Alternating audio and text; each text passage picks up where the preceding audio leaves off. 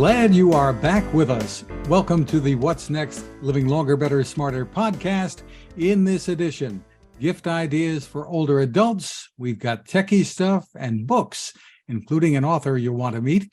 This episode is made possible by Vivid Pics. So I've been in the photo business for 37 years, and I've seen a lot of things come, go. But one thing has not changed, and that this wonderful thing we call a photograph captures a moment in time so that we're able to reminisce and relive those memories tomorrow. And it's important for us to do that so we can share them with loved ones and we can share them with future generations. So please don't let your memories fade. They're important. Gadgets, Gifts, and Pearls of Wisdom is the title of this episode. I'm Fred Fishkin, along with Mary Furlong. Hi, Mary. Hi, Fred. We're fresh from this year's Longevity Innovation Summit in Washington, where we got together in person after 3 years, right? All of us were in the same What a room. terrific conference and experience, Mary, is in person, and we had a virtual day of sessions this week, too. For anyone interested in registering and seeing all the content available to stream, the site is WashingtonInnovationSummit.com. Now, on to what we have in store for today. First, we'll have a chat with Steve Ewell, Executive Director at the Consumer Technology Association Foundation, and then we'll talk about books. And joining us will be Patty Sullivan, author of a brand new book titled Betty White's Pearls of Wisdom: Life Lessons from a Beloved American Treasure. Oh, I'm really in the holiday mood, Fred. I actually have candy canes being installed on my front porch right now. So this should be lots of fun. Joining us first is Steve Ewell. Steve, you made a great contribution at the summit. Tell us about your panel there, and then we'll go on to this session.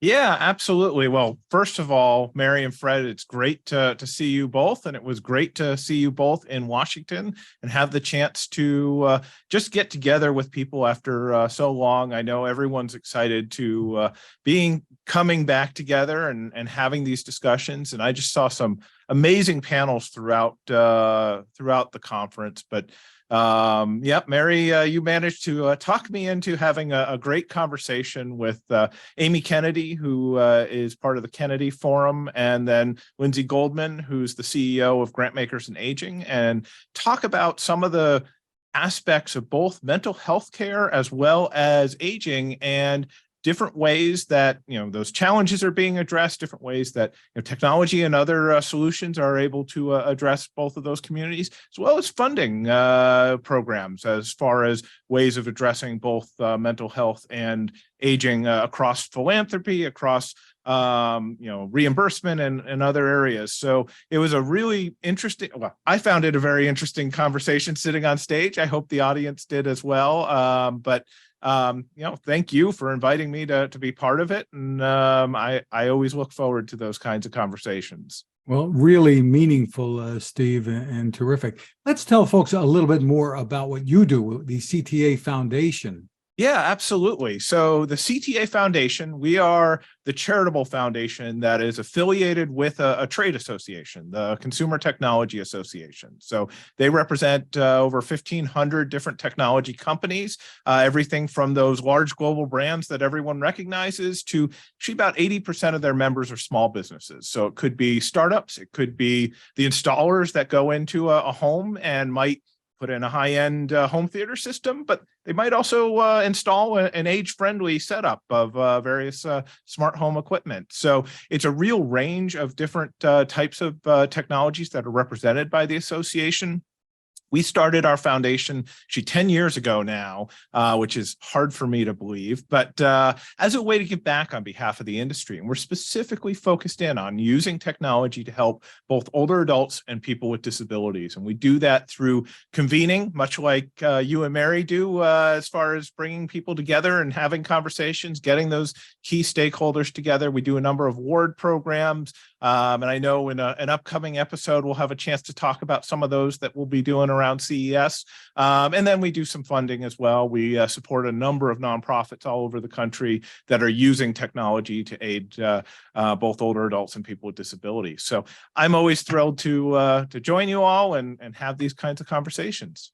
Steve, here we are in the midst of holiday season. I actually have Santa's mailbox on my front step. So if you want to leave me a letter with your wish list, we thought it would be fun to talk about some of the great technology gifts available for older adults. You know, I've been doing this a long time. When I started SeniorNet, I was in my 30s. Now I'm 74.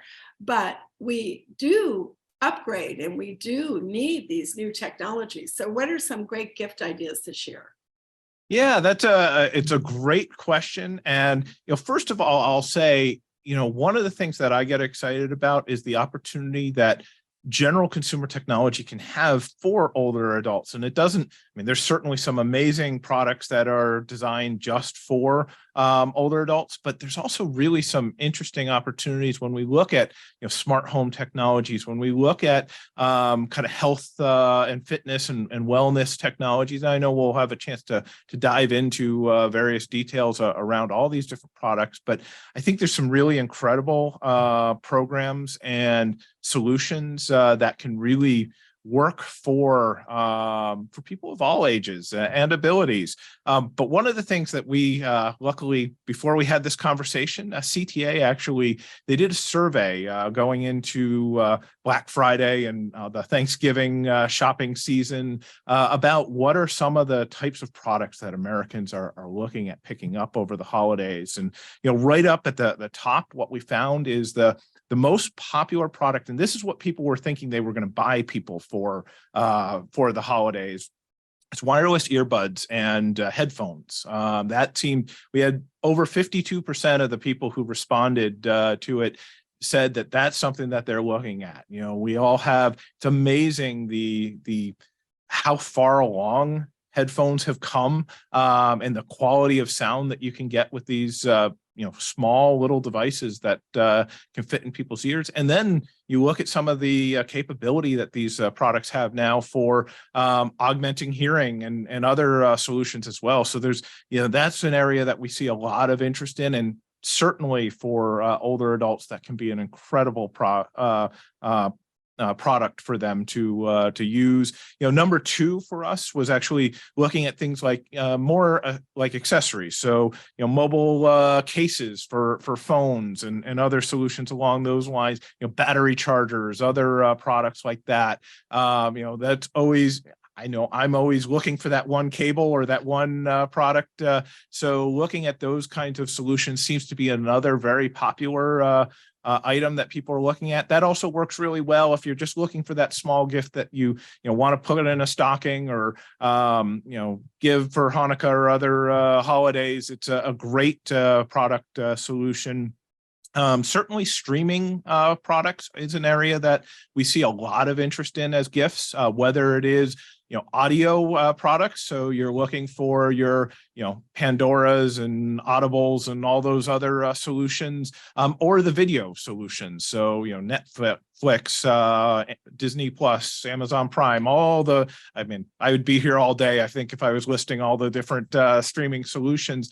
But it's a great way to give people access to a whole library of different, whether it is audio programs or video programs. So that seems to be a really popular area that we're seeing. Certainly, TVs, phones, smart speakers, those are all kind of right up there in the top that people are looking at.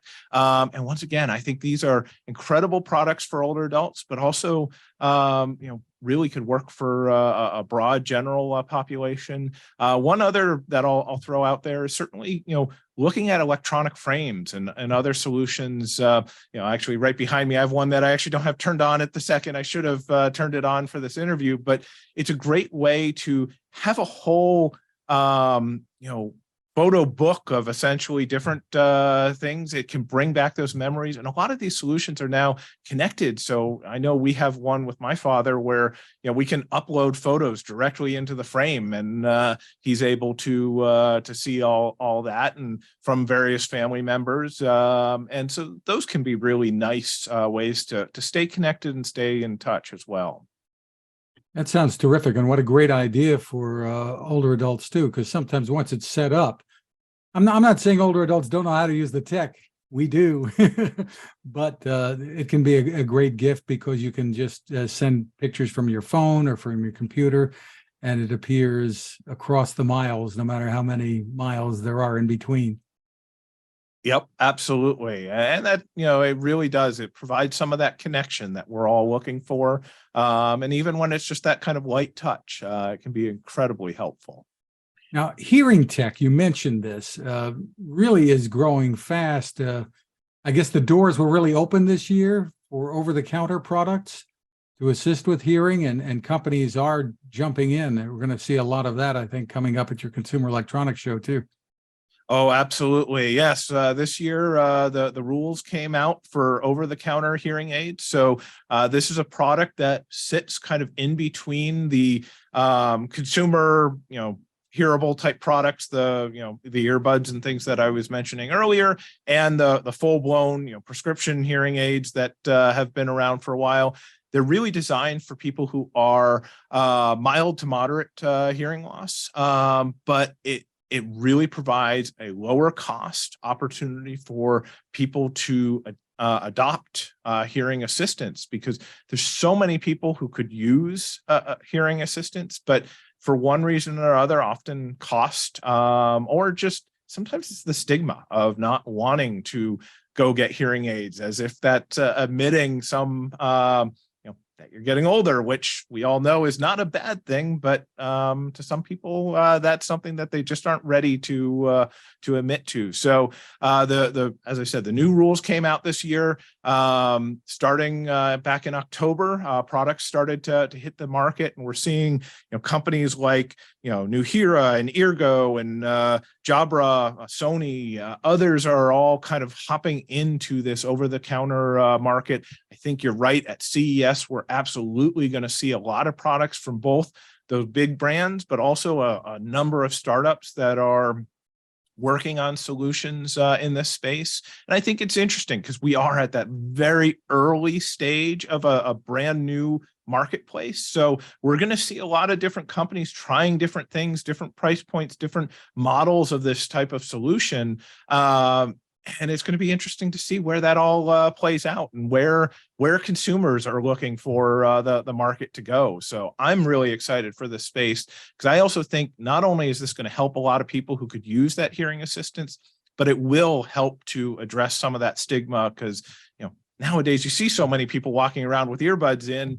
It's not that much different to have a hearing assistive over-the-counter hearing aid product in there as well. So I really think there's some exciting opportunity with this space, and that's why I'm so thrilled to see that it's gone forward.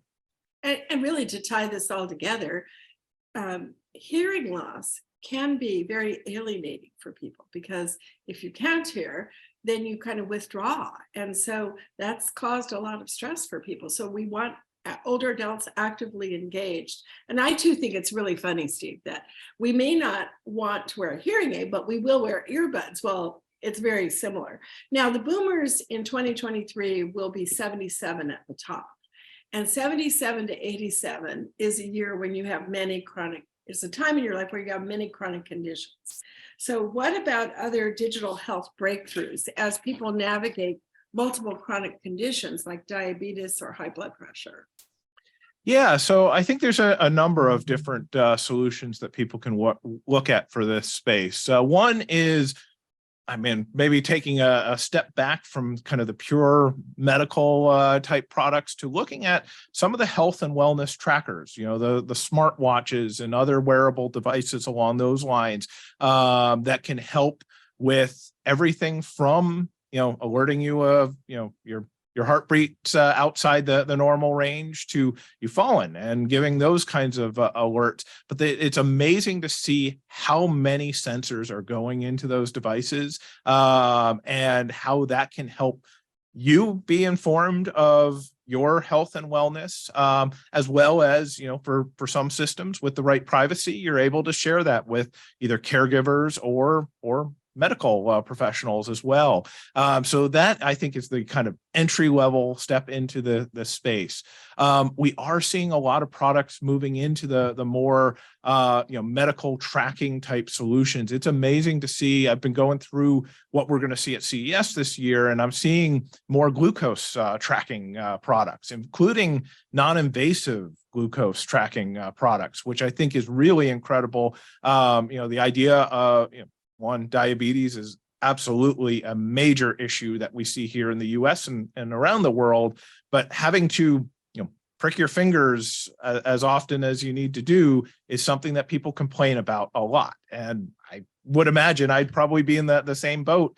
So looking at different ways that, whether it's patches or other types of solutions that some of these companies are coming out with, I think will be an incredible opportunity. It also helps for people with disabilities. One of the things I constantly hear from the blindness community is diabetes tends to lead to diabetic retinopathy, where you lose your vision. But a lot of those solutions, it's a strip. You can't tell, you can't read the product yourself. So looking at some of these solutions that can be using the accessible technology to give you that information, so that suddenly you're not having to turn to someone else and be like, can you read my health information for me? I see that as being really incredible as well. I also think it's interesting to see the number of kind of fitness and wellness type devices that we're seeing on the market. Certainly during the pandemic, we all saw, whether it was, the Pelotons, the Hydros, the Ergatas, all these, smart, well-connected, even socially connected fitness equipment. And that really leads to, people adopting and using those products more, which hopefully will lead to better health. But now that we can all get out of our homes a little bit more, looking at solutions like e-bikes and other solutions along those lines that, if you're not able to go up that big hill that you have outside your house or your apartment, having an e-bike that can kind of help assist you, that will get people exercising more. And, that's something that I'm absolutely excited for as well. Right. And with the e-bikes, of course, you do have, with many of them anyway, you do have to do some pedaling. Steve, a lot of this stuff you're talking about probably ties into a smart home, but what are some of the latest products that we're seeing in that category? I mean, it's been around a while now, so it's getting mature, right?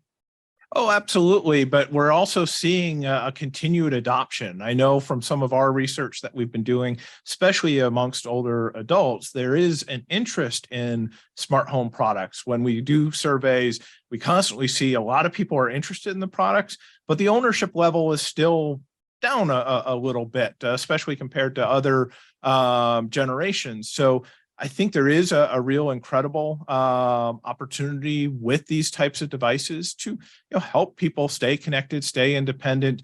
Going back to that survey we had done leading into the Thanksgiving shopping season, smart speakers was right up there. And that's kind of the entry level, I like to think, as far as smart home products, because that product can help then control all the other types of things that you might want to add on. So if you start with something like a smart speaker and then add on, a smart plug, and all of a sudden now you're able to control, some lighting in your home, and solutions along those lines, turn things off and on, or go straight to smart light bulbs, in which case you can now adjust the colors. And, if you want your house to suddenly be in the season, all of a sudden your light bulbs are all green and red and other color schemes. So, I think there's some interesting opportunities there. Certainly we're seeing an interest in things like mesh Wi-Fi solutions. So particularly if people live in larger homes or areas where they just have that one part of the house where they're just not able to connect.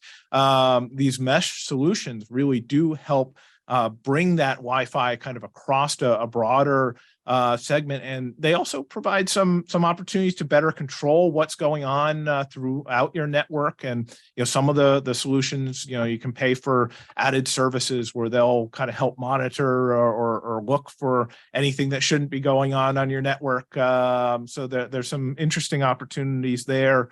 I always like the smart doorbells. I know I use that all the time, especially, I'm in the office today, but more often than not, I'm down in my basement. And when, the doorbell rings and I'm on a call and it's like, oh, do I need to get this, or is it something that I don't need? Being able to just look over, see a screen and be like, oh, no, that's something I can ignore for the moment, or, oh, wait, now I need to actually go get that. I think those are incredible devices, and especially when you look at it from an older adult perspective, this could be something that could be very helpful for, if you are someone who's at risk of falls. That's a calculation you're going to want to apply of, is this a doorbell that I have to actually respond to? Or you can often, pick it up through your phone and just tell them, leave that package right there and I'll come get it later. Or, hold on, give me an extra minute or two, and I'll be right there. So I think there's some really incredible opportunities, and that's really just scratching the surface of where smart home is going.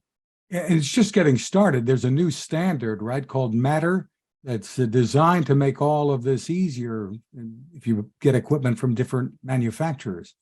Yeah, absolutely. And so there's the Matter standard, and exactly as you said, that helps with cross compatibility across a number of these devices. In the past, if you bought into one company's products, you might be kind of stuck using just their products, but Matter will help tie them together. So, you can be across a few different ecosystems.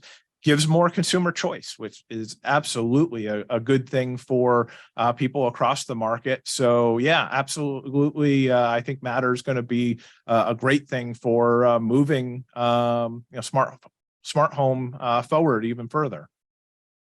Steve, it's always great to have you with us. And we bring you back very soon to talk about CES. And, some of the innovations that you're talking about can also help older adults with cost savings, because if they can control their energy through some of the technologies, that's of course a big expense to be reduced. So wishing you a wonderful holiday.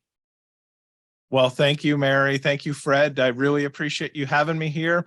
I always love having these conversations, and I hope you both have a wonderful holiday season, wonderful end of the year, and I look forward to talking again here soon.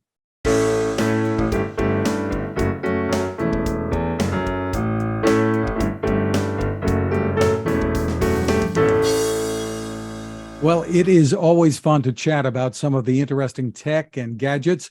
Steve's suggestion about digital frames is a good one. Some of the smart displays from Google, the Nest Hub or Nest Hub Max, can serve as frames, and a lot more too.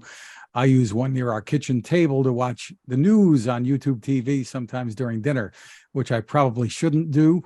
But Amazon's Echo Show devices fall into the same category. And Mary, they can all control your smart home devices too. Well, I love the idea of a new Zoom room, and also the idea of some of the health and fitness technology, the smart scales that can give you feedback on all kinds of conditions that you might have. And they can even tell your body composition, heart rate, and those are pretty affordable. So Withings and Wise are a couple of those companies. Right. And we love books.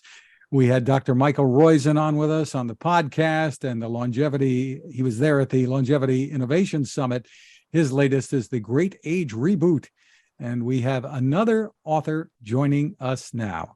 Patty Sullivan is just out with Betty White's Pearls of Wisdom, Life Lessons from a Beloved American Treasure. Hi, Patty. Good morning, and Merry Christmas to both you and Mary. Thank you for inviting me to your show, your podcast this morning, and talk about rebooting. Part of my purpose in writing Betty White's Pearls of Wisdom was to recognize her legacy. This is almost a year since we have lost her, And so to reboot her joy, her beautiful sense of humor, her wisdom is really a great privilege to be with you when you're talking about technologies, but rebooting everything. And I know older adults love to read, and they love to read print books as well. And I can't think of anyone who brings more joy to them or brought more joy than Betty White. So we're really happy to have you here. She was really loved by all generations. But you had a very special relationship with her, right? I am so privileged and so blessed to have had now 54, 55 years of friendship with Betty. Tom and I met Betty the same summer that we met each other on Cape Cod, and Betty and her husband, Alan Ludden, the love of her life, were doing summer stock up the street from where my husband, Tom, was performing at a little club called Deacon's Perch on the north side of Cape Cod. And I fell in love with my husband immediately. And then when we met Betty and Alan, they kind of saw what was going on between the two of us because they had that special relationship. And I think their run was about 2 weeks on the Cape, but they used to come in almost every night to see Tom. And of course, Alan was a great supporter of talent. And he just, before the third or fourth time they were there, he invited Tom to go on the Mike Douglas show with him and a couple of other show business things that Alan was doing. So we really thank Alan as the father of getting Tom's show business career started. And of course, Betty was equally there. You can hear other talents who used to perform at the Troubadour in Los Angeles talk about Betty and Alan showing up every week to see the new talent that was coming about. And that was just such a beautiful beginning of our relationship. And I think when Tom and I recognized how much they loved each other, we wanted to model ourselves on them and always, be hand in hand, be together at everything. And we're coming up on 54 years marriage in May.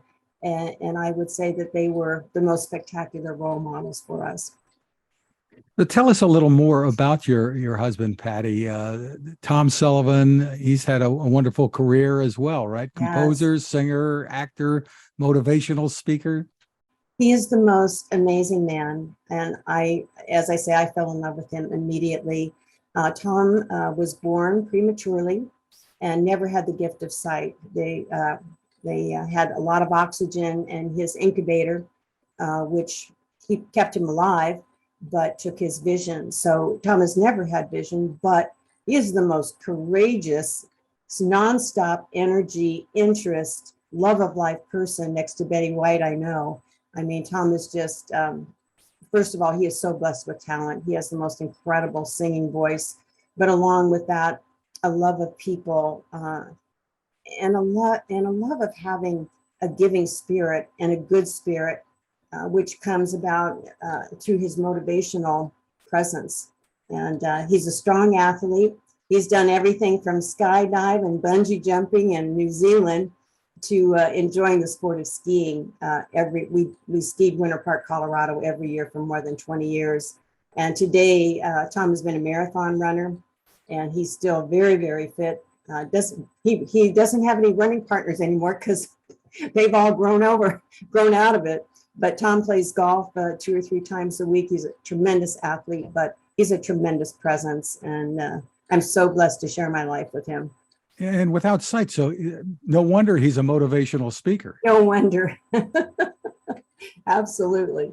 Yes. Wow. He inspires people because he makes use of all of his gifts. And he doesn't, like Betty White, he never says no. Betty said never, that was one of her lessons and one of my pearls. Don't say no too often. And Tom has said yes to life wherever he's been invited. So he started out as a recording artist. We traveled to Japan. He was the Yamaha Entertainment of the Year. He sang the national anthem at the Super Bowl back in 1976. When we first moved to California, we had a very scary incident happen to us, which we had just been here like 3 weeks, and we had a swimming pool accident with our daughter, Blythe, our first child, and Tom rescued her and brought her back to life. And that was a story that was on the cover of the LA Times. Like we arrived June 1st and it was on the cover June 26th, something like that. It happened so quickly, but it was part of Tom's launch in a way into show business, because a gentleman named Derek Gill, who was from South Africa and wrote for Pace magazine, came up. Our house was filled with press because it was such a miracle that Tom rescued our daughter. And Derek ended up writing Tom's life story, If You Could See What I Hear, which Tom is so complimentary of me writing this book at this stage of my life. And I said, yeah, but Tom, you wrote your biography when you were 27. So it's just, from the very beginning of our beginning, life has had so many roads, and we've just been so incredibly blessed, especially our daughter is alive and well, and a beautiful young woman who's marrying Laird Small soon. That's just a wonderful story. So Betty was 99 when she passed away almost a year ago, December 31st, right? Was she as much fun to be with? I'm sure the answer is yes. Was she as much fun to be with in person as she was on the screen? She was hysterical in life and joyous and loved every minute of it. One of the fun stories that came about later in her life, Betty she refused to use a walker. So we got nervous because she'd had a couple of falls, and everybody around her, her assistants and whatnot, were saying, Betty, really, at least in the house, use the walker. And so she and Tom had this conversation and how upset she was. She hated all of this need for help. And Tom said, Betty, I am a blind person and I have had help all my life. And when those helpers come, you just have to appreciate that they're trying to do the best, And so from that point began the chant between the two of them, because her security guards would say, does someone get Betty? And then somebody else would say, well, somebody get Tom. And so between the two of them, here they come. Someone get Betty, someone get Tom. And they just laughed so hard because it was that personal joke that only the two of them could really understand. And that was a sense of her sense of humor later on in life. That's such good advice for all of us. Although we do have a walker now that I think she would love, and a walker squawker bird to put on top. That is also a Christmas gift of the year. Patty, tell us a little bit more about why you decided to write this book. Well, we know there's millions of people who adore Betty. I had the privilege of being so close to her, but actually, Mary, this all started out as a personal journal. I really did not want to forget the special moments I had with Betty. I didn't want to forget how she looked, the sparkle in her eyes, her comments, the deeper side of Betty. And so I started to have serious journal writings to myself about almost 10 years ago. And then the more I wrote, the more in-depth my observations about her were, because I'm aging too. And so I would look at her differently. And then suddenly those personal journals became more reflective and in many ways more spiritual. And then I had this thought that, she's like, and my actual writing title, my working title was Mother of Pearl, because we spent so much time near the beach. And I kept thinking, she's teaching me to open up this ugly shell that we can often look at life as kind of having its ugly side. But when you open the shell and you see a beautiful pearl in there, that idea began to demonstrate itself. And so from Mother of Pearl, which is my favorite stone, it's so reflective, it's translucent, it's illuminating. And when I looked at the qualities of Mother of Pearl stone, I began to think these are pearls of wisdom. Her strength, her surrogate mother, which is Mother of Pearl is the mothering stone, her transcendence, all the qualities that were in the Mother of Pearl stone began to reflect itself. And so each chapter is a pearl. Silence and observation, acceptance, strength were pearls that, as I thought about them in relationship to Betty, I came up with the stories. So the chapter on strength has to do with the survival of the fire in California about 4 or 5 years ago, and Betty evacuated to our home.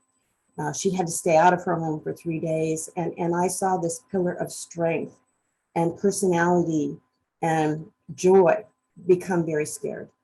And so when I look at Betty and I think, that's part of the mother of pearl stone.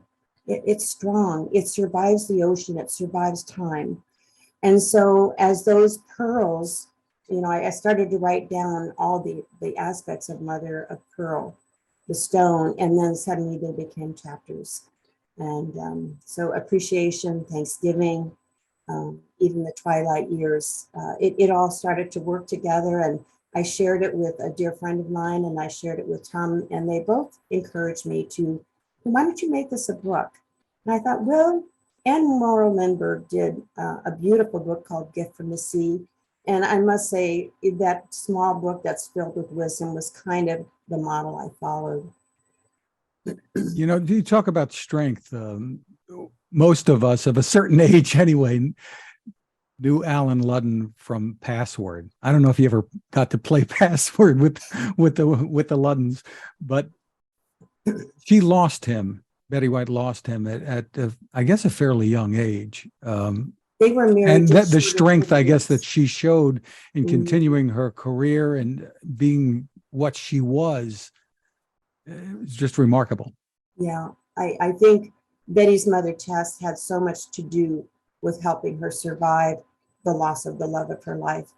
Betty had been married twice before, and when she and Alan met, they just connected immediately. And they were married just short of 20 years when he died. And the great sadness is that he kept luring her. He kept asking her to marry him, and she would say, no, I've been married twice. I failed. But then he started to say, well, if you marry me, I'll build you a house in Carmel. And I think that's what did the trick. and of course, she loved Carmel. I love what you're saying about strength, because so many, the boomers are now 77 at the top end. And they will be at a time in their life where they're losing friends, they're losing spouses.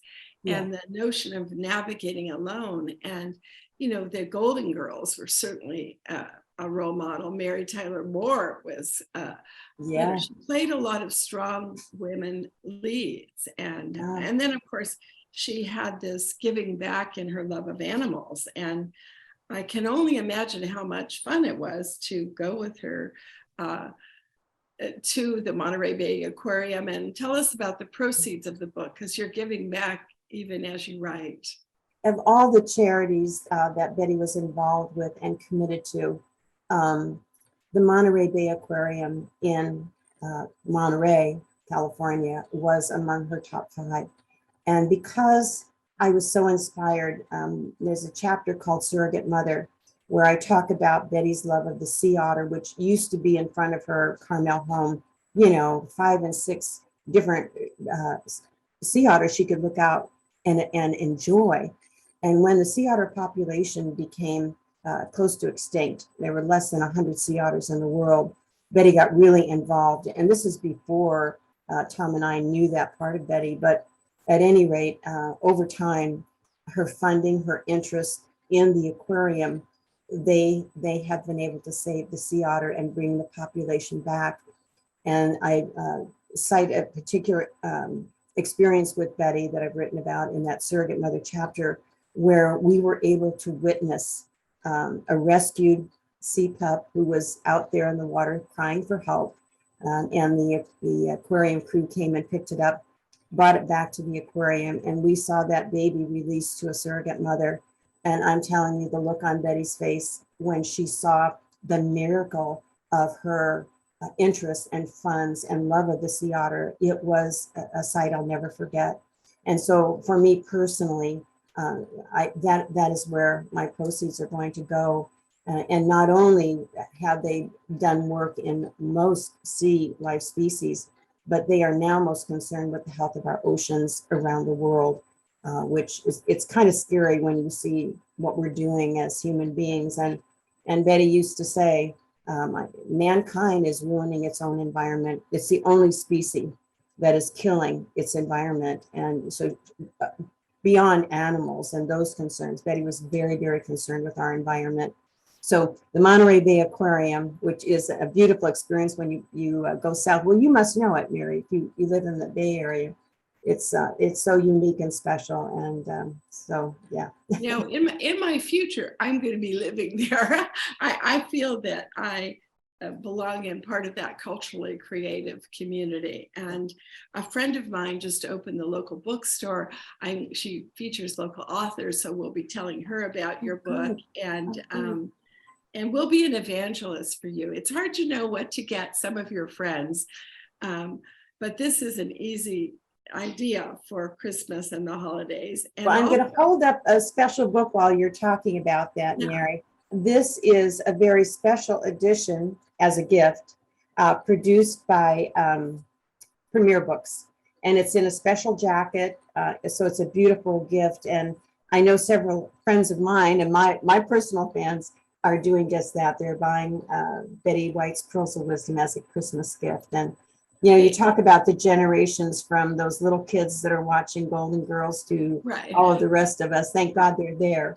Those reruns are just, she's going to be with us forever. And I like the notion that you modeled it after Gifts from the Sea, which has been timeless, you know. So we have a few friends that are 100 plus and are pretty healthy. They've been on our podcast.